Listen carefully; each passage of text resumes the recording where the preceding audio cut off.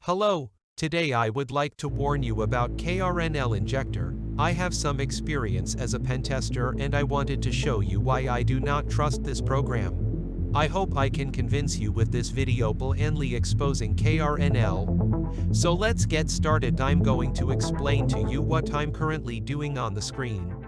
First, using Hydra, a program for analyzing memory and, above all, code, I will show you what hides in krnl's code.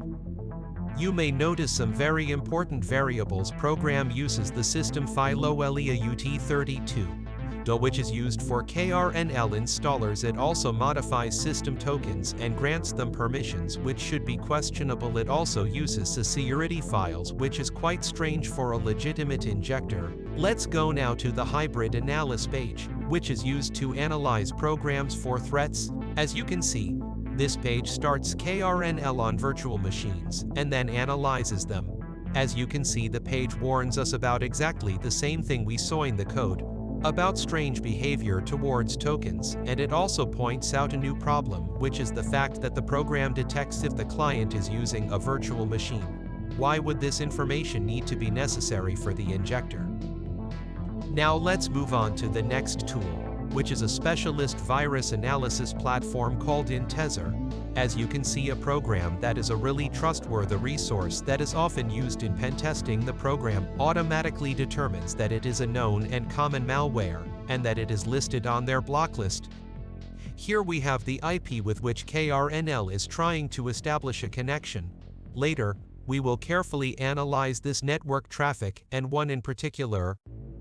Further analysis shows that krnl very much interferes with the Windows registry keys, that is, the variables responsible for the system configuration. We have also files that krnl modified, and about 250 registry keys. That is very suspicious. Some of them have been modified in terms of tracking files and their contents, and also access permissions. And that is massive red flag. And here we have a presentation of the harmful functions. As we can see, we have things like console tracking and registry key overrides that allow krnl to track many things. We also have connection to various IP which serve as clouds where user data is saved.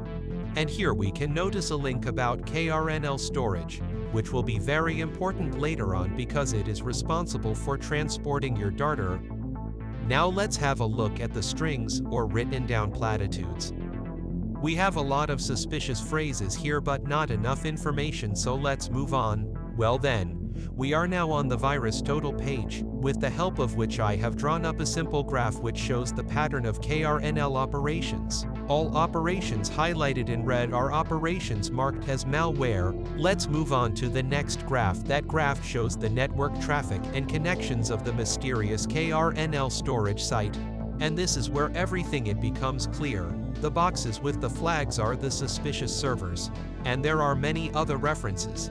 As you can see, all of these servers have links to other malware and phishing sites. For example, here we have bank account phishing and Discord credential stealer and many more. Just look at this. Does this look trustworthy to you?